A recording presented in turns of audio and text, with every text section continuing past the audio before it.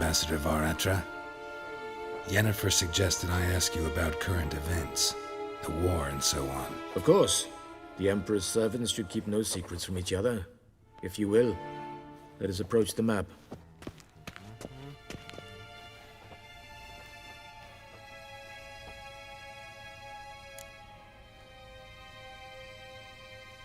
How's the war going? I mean, apart from the fact that Nilfgaard's triumph is imminent. I assume this to be a private conversation. We've no witnesses, so let's dispense with the propaganda, even that shrouded in irony. Our offensive was going splendidly until winter came. Aedirn was in such disarray that we encountered no resistance. We had reached the Pontar before the first snows. Only a weakened Kaedwen remained, and Radovid's Redania, which had ignored the rest of the North's pleas for help. We thought they'd sue for peace, perhaps even submit to vassalization. We waited for spring, certain of victory. Radovid? Submit? Yes, a vain hope, I agree. Radovid sent no peace envoys, nor did he advance on our positions. Instead, he trudged over the snow-bound Kestrel Mountains and attacked Kaedwen, his ally. This attack took the Kaedweni by surprise. They were still mourning the loss of their king.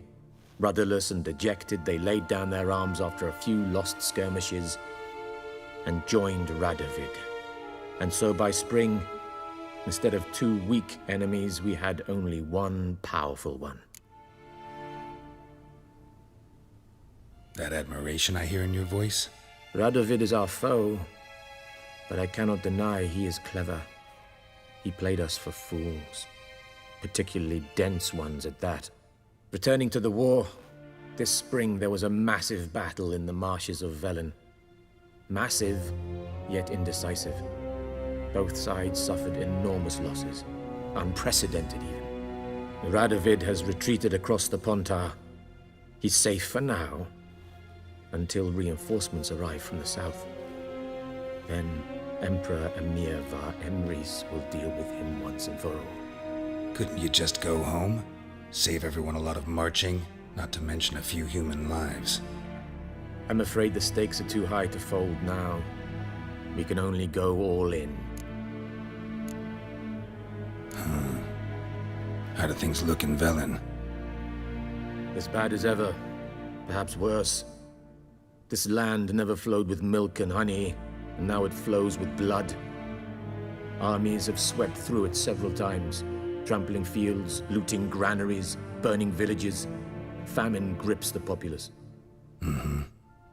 So how's ruling that earthly paradise going for you? Not well, to be honest. Our forces are spread thin as it is, and Velen is chiefly swampy forests that are difficult to control. We've had several patrols never return to their camps. Thus, we've temporarily delegated authority in this region to a certain Nordling, a former low-ranking officer in the Temerian army, one Philip Strenger, better known by his nom de guerre, the Bloody Baron. I advise you well. Avoid him. Any news from Novigrad? Is the Free City still free? Yes, although everyone knows this won't last. Radovid is in Oxenfurt, and the Emperor is here in Vizima, at Novigrad's doorstep, both. And both require coin and ships. Novigrad can provide these. Which is why the mood in the city is rather, well, on edge. Meaning? How do men deal with fear? They seek reassurance and scapegoats. The Church of the Eternal Fire understands this perfectly, and so it promises to improve the lives of its flock by pointing out the guilty. Who started the war? Who profits from it? Why, it's obvious. Mages, elves, dwarves, in a word, any and all deviants. I've been stationed in Novigrad for 13 years. First as a consul, then as ambassador. I've seen a great deal. Cruelty, cynicism, greed. But what is happening there now concerns me greatly. What's new in Skellige? Nothing. The islanders pride themselves on that, don't they? Doing everything according to tradition, as their forefathers did.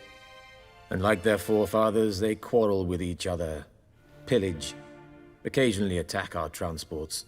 This is cumbersome, but nothing more. Skellige has always been a footnote to history, and so it shall remain. Sound awfully confident. What if King Bran manages to unite the Jarls? Lead all the clans against your fleet? King Bran is a feeble old man. From what I know, he barely remembers the names of his own vassals. Uniting all might prove difficult.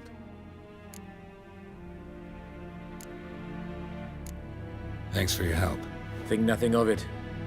May the great sun light your path.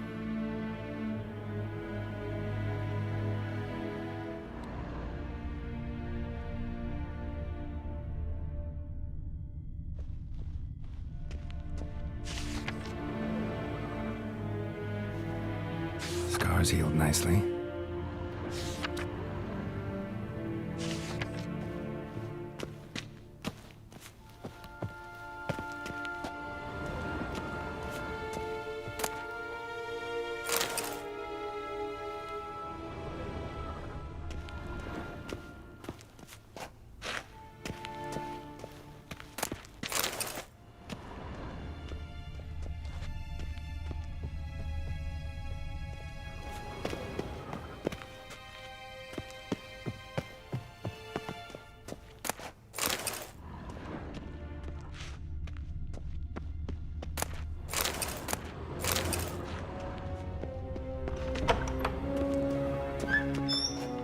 How might I serve the gentleman?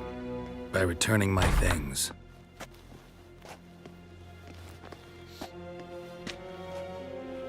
Citrus and cloves. The fragrance will keep the gentleman's robes fresh somewhat longer. Thanks, bunches. The Emperor is not known for his patience. He wants his daughter back safe and sound, as soon as possible. Yeah, mentioned something of the sort. So long.